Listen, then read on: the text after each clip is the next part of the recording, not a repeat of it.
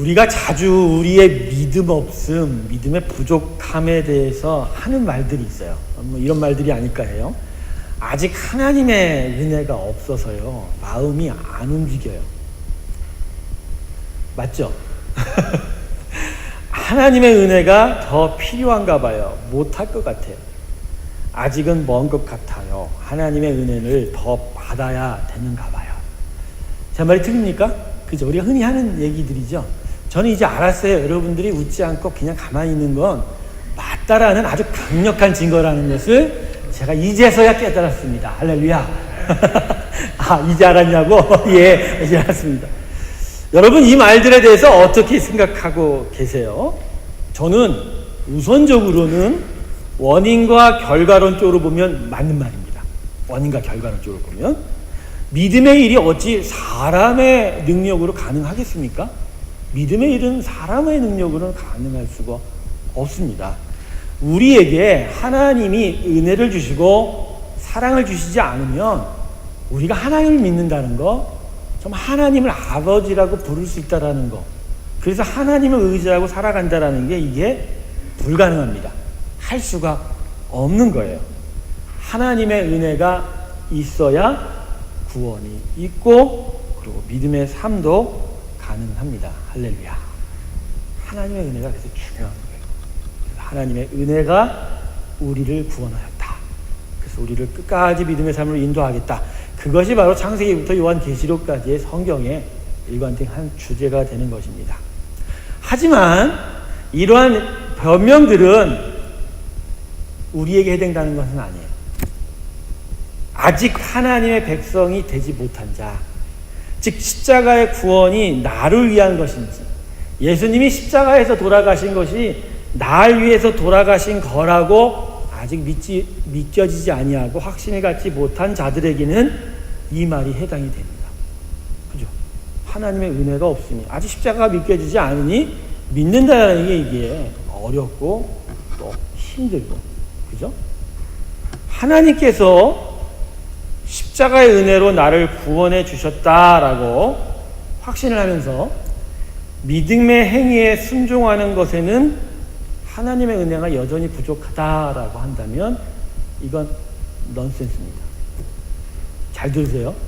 제가 아까 얘기했던 아직 부족해서 믿지 못하겠어요 라는 것은 아직 하나님을 알지 못하는 자들에게 해당되는 말이지, 나는 하나님의 사람이야, 나는 십자가의 구원을 받은 자야, 나는 그래서 하나님의 자녀라고 확신하는 자에게는 말이 안 된다는 거죠. 어떻게 하나님의 은혜를 아는 자가 믿음의 행위에 순종하는 것에는 여전히 하나님의 은혜가 부족하다라고 이야기할 수 있을까? 이거는 말도 안 되는 넌센스다라는 것이죠. 이런 의미예요. 내가 구원받기에는 하나님의 은혜와 사랑은 충분하지만 내가 구원의 백성으로 살아가기에는 그 은혜는 여전히 부족해.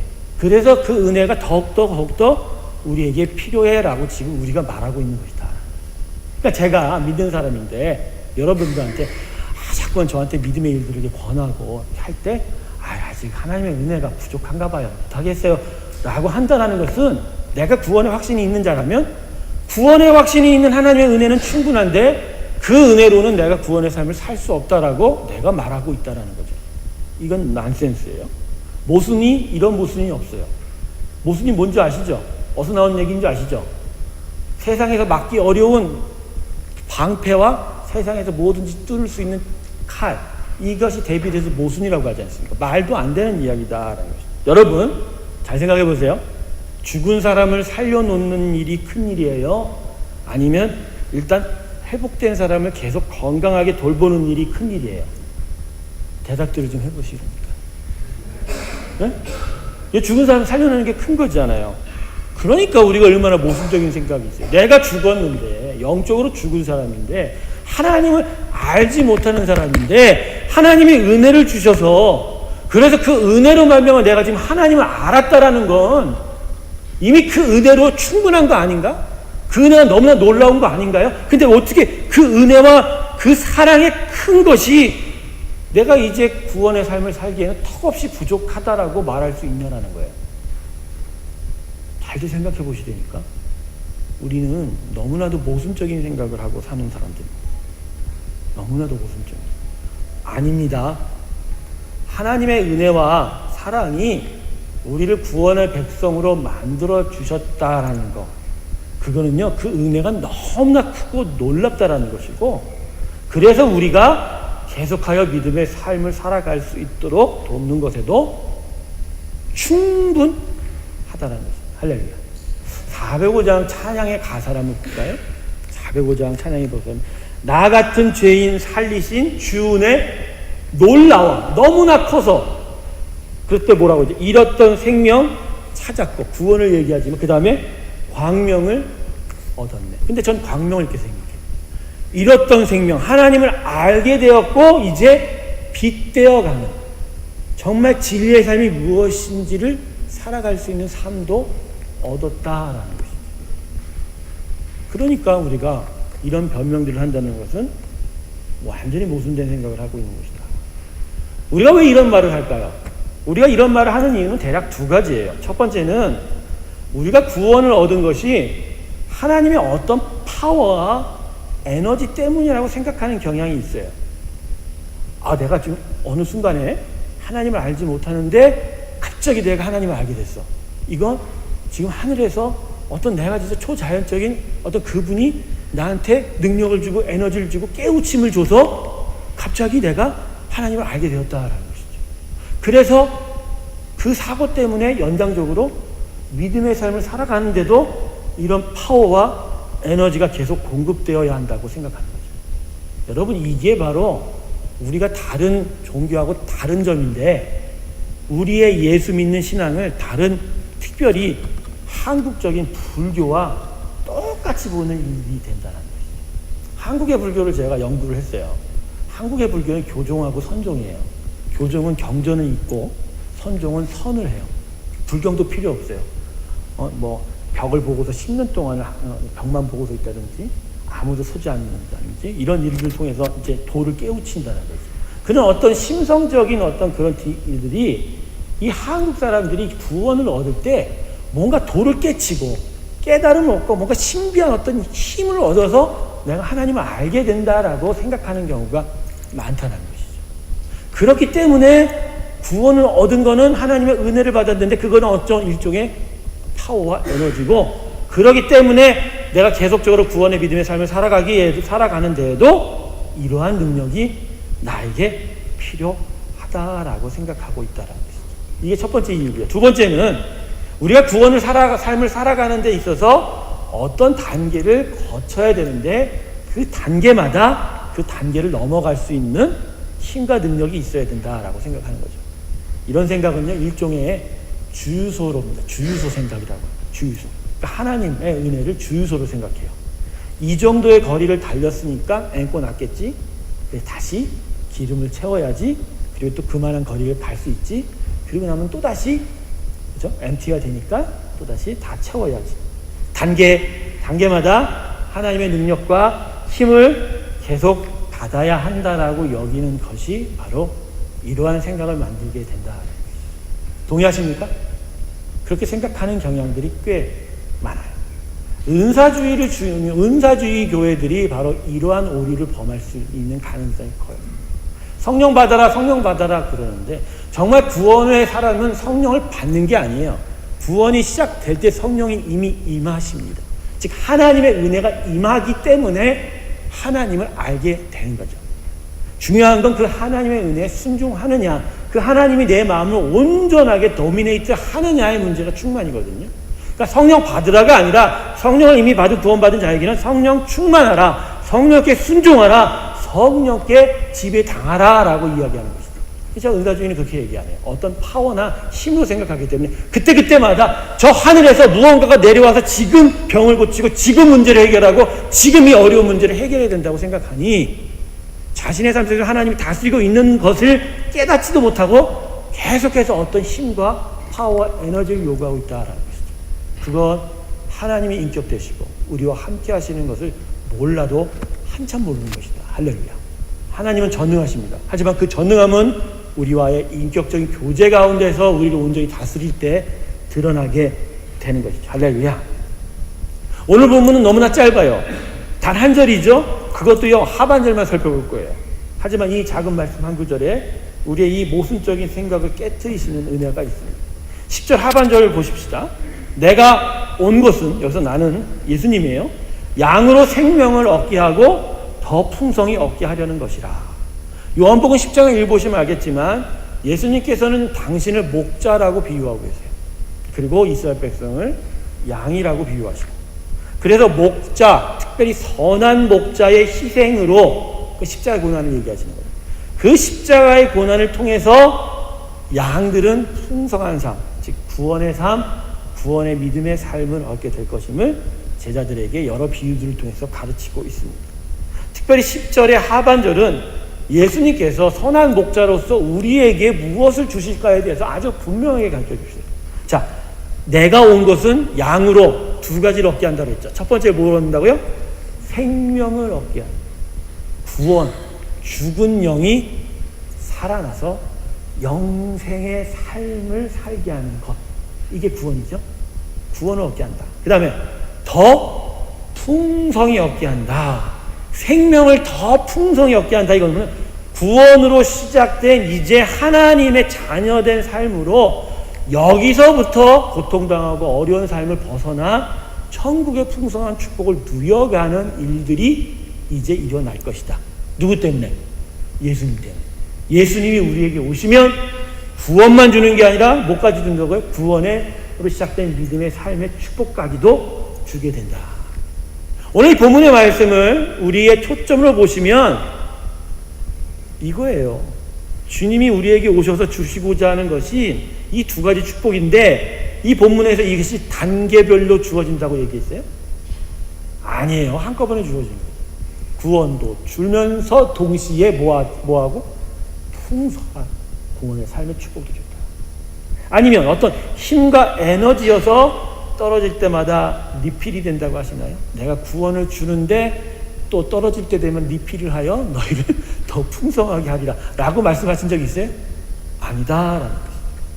주님께서 우리에게 오시면 우리로 하여금 구원의 백성이 되게 하시고 그 구원된 자녀의 믿음의 삶으로서 이제 천국 복음의 놀라운 축복을 풍성하게 경험케 하십니다. 할렐루야. 믿습니까, 여러분? 그래서 여러분, 우리에게 주어진 하나님의 구원은 아주 작은 씨와 같습니다. 이게요, 우리 최난선 집사님이 저한테 얻어다 준 뭔 시계예요? 겨자씨예요, 겨자씨. 이따가 원하시는 분들은 하나씩 줄게요, 하나씩. 더도 말고. 왜 하나씩 주는 줄 아세요? 그게 전부니까. 많이 가질 필요가 없어요. 제가 이걸 얻는 순간, 참, 성경 말씀에도 있지만, 이 하늘에서 이게 뭐가 이게 날 수 있을까? 도대체 이 작은 것에서 어떤 것이 날 수 있을까? 그런 생각을 했다고요. 보면서 의심이 가더라고요. 안 그래요, 여러분도? 그렇죠? 안 그렇습니까? 이렇게 작은 것들 보면 그런 생각을 안 가지셨습니까? 근데 아니더라고요. 아무리 작은 씨라도요, 그 씨가 땅에 심겨지면 그 씨 안에서 뿌리가 나오고 줄기가 나오고 잎도 나오고 꽃도 피고 결국은 풍성한 열매를 맺게 되는 것입니다. 할렐루야. 그래서 씨 하나가 심겨져도 이 씨의 몇 배? 30배. 또 몇 배? 70배. 또 몇 배? 100배의 열매를 거둡니다. 이 씨 안에 100배의 열매가 있는 것을 믿습니까? 뭘 믿어? 믿으세요. 하나님이 나를 당신의 자녀 삶은 은혜는 내 자녀 삶은 것으로 끝나는 게 아니라 내 삶에 100배의 열매를 맺게 하는 그 은혜까지도 이미 주신 것입니다. 할렐루야. 믿으시기 주님을 축원합니다. 그래서 누가복음 17장 6절에 겨자씨 한 알만한 믿음이 있으면 이 뽕나무 뿌리가 뽑혀서 바다에 심기우라고 해도 그게 된다 안 된다? 된다. 할렐루야. 작은 씨 안에 하나님의 능력이 담겼기 때문에 이 작은 씨 안에 하나님의 전능하심이 있다라고 믿기만 한다면 뽑혀요. 산이 움직여요. 할렐루야. 그게 믿음의 세계예요.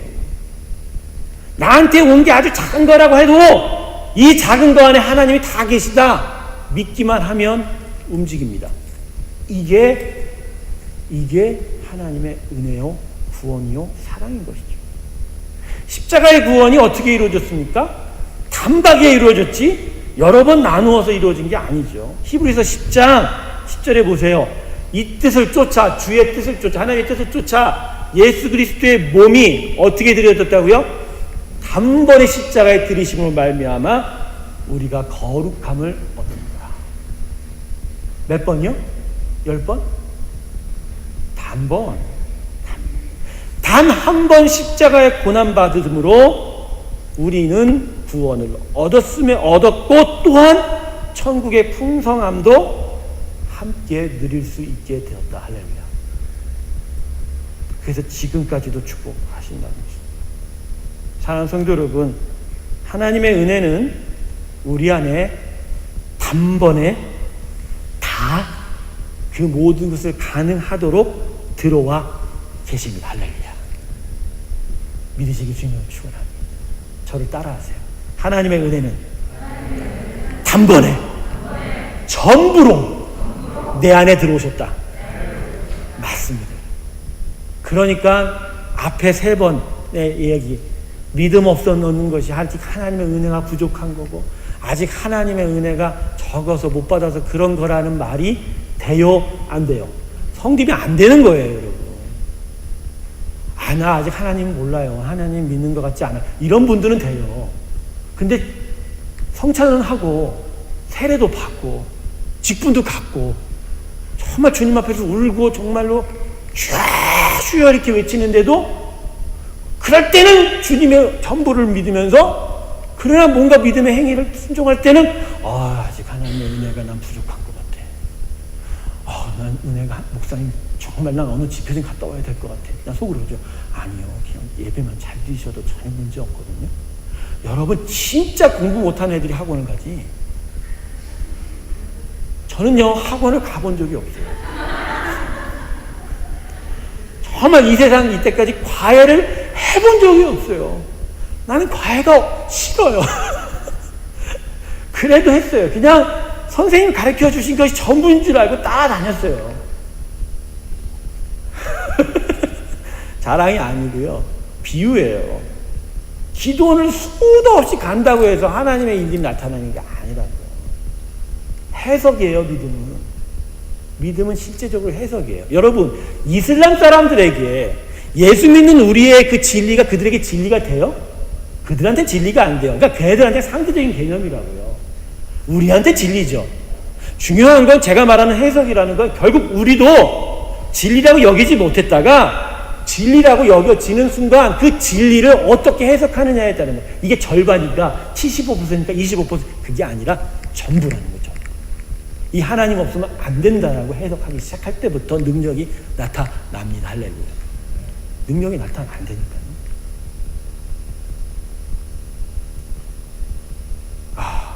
여러분, 하나님의 은혜가 단번에 우리 안에 들어와 그 모든 것을 주셨다라는 건 이제 여러분 이렇게 생각하셔야 돼요.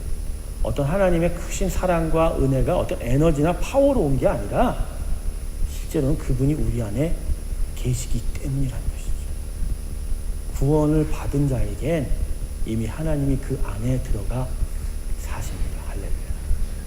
그 하나님이 들어가 사시는데 그 전능한 하나님이 여러분 인생에 사시는데 그래서 여러분 인생 가운데서 그 모든 것을 다스리고 계시는데 뭐가 더 필요해요?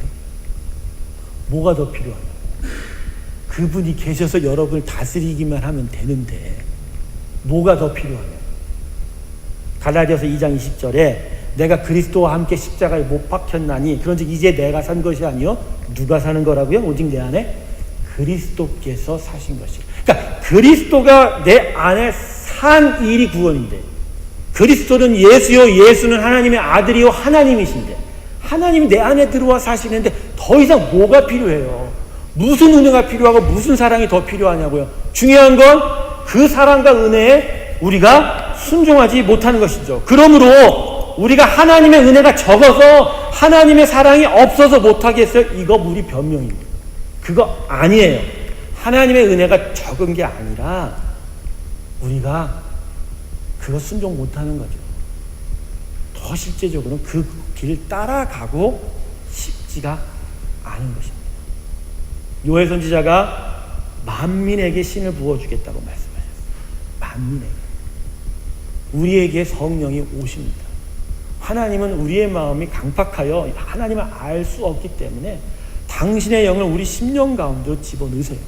하지만 결국은 문고리는 내 안에 있기 때문에 내가 여느냐, 정말 내가 이 길을 가야 되느냐, 물론 하나님께서 감동 주시고 하는 그 은혜의 역사도 있지만 끝내는 하나님의 은혜가 적고 하나님의 은혜가 더 받아야 되는 것이 아니라 결국 이걸 내 인생에 가장 귀하고 가장 소중한 것으로 여기느냐 안 여기느냐, 그 해석에 따라 다르다라는 것이죠.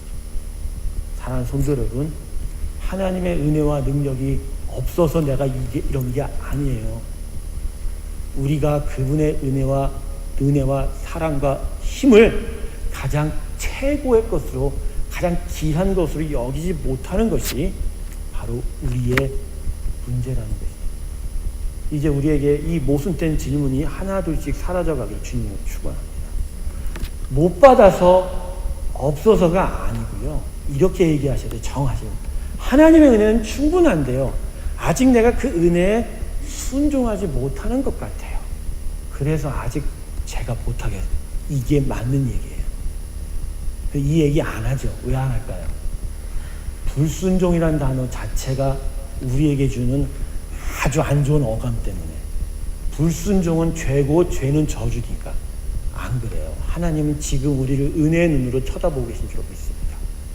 불순종하고 따라가지 못하는 우리의 연약함도 아세요.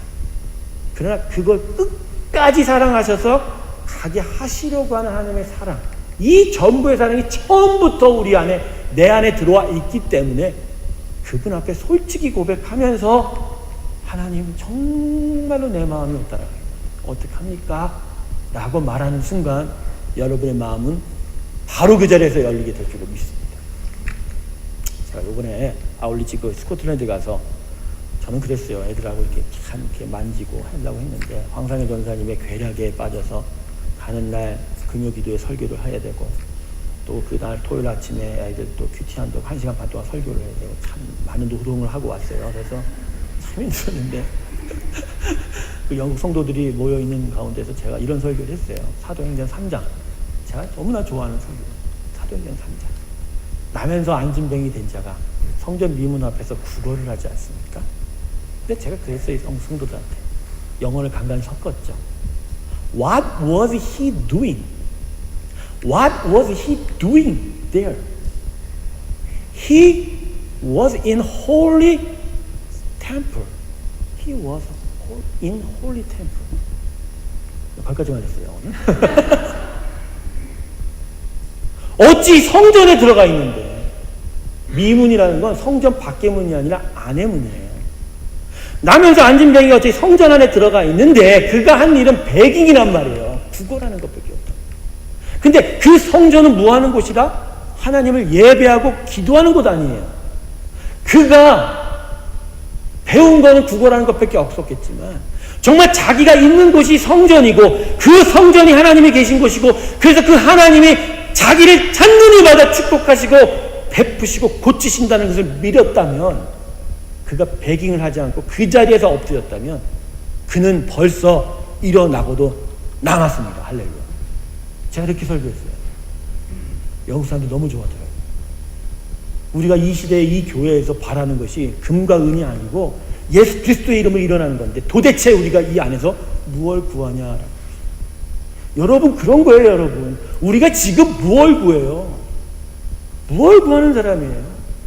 이 성전 안에 들어와서 이미 여기 들어와 있다는 건 하나님의 은혜가 여기 다 와 있는 거예요. 믿으시기 주님으로 축원합니다. 믿으십시오. 다 들어와 있어요. 들어와 있기 때문에 그 은혜를 너무 정말 좋아하고 너무나 귀한 걸 여기기 때문에 기도할 수 있는 거예요. 아버지 약속하셨잖아요. 나 책임지겠다고 약속하셨잖아요. 끝까지 사랑하겠다고 약속하셨잖아요. 그 사랑 증거해 주세요. 그 은혜 나한테 증거해 주세요. 그렇게 간절히 기도하는 것이 이곳이에요. 그거 외에는 나한테 길이 없어요 라고 고백하는 곳이 이곳이란 말이에요. 그런데 여전히 부족해요. 여전히 안 받았어요. 그래서 나는 여전히 이게 필요해요. 저게 필요해요. 이것도 찾아볼래요. 라고 얘기하는 거예요. 그러니 나면서 앉은 뱅이처럼 하나님의 은혜를 받았음에도 불구하고 계속 일어나지 못하는 자가 되어 있는 게 이 시대 교회, 이 시대 우리의 모습이다. 자리에서 일어나시기 주님으로 축원합니다. 예수 그리스도 이름으로 일어나시기 주님으로 축원합니다. 금과 은의 이름이 아니라 예수 그리스도 이름으로 일어나기 주님으로 축원합니다. 할렐루야. 일어나세요. 그리스도 이름으로 일어나세요. 다 왔어요. 그 아들이 십자가에 죽음으로써 다 왔어요. 우리한테. 그 이상의 은혜와 사랑은 없습니다. 그것이 우리에게 전부입니다. 그 은혜가 우리에게 올 때 잃었던 생명 찾고 광명을 얻게 됩니다. 할렐루야. 이 믿음이 여러분을 살립니다. 결국 우리는 해석의 사람이요, 믿음의 사람입니다. 나한테 다 주신 것을 알고 이것을 전부라 여기며 주 예수 그리스도의 이름으로 살겠다라고 고백하는 자에게 천국은 온전하게 임할지어다. 여러분 마음 가운데 풍성히 임할지어다. 이 귀한 인생 되시길 주님으로 축원합니다. 기도하겠습니다. 감사하신 하나님 아버지, 나면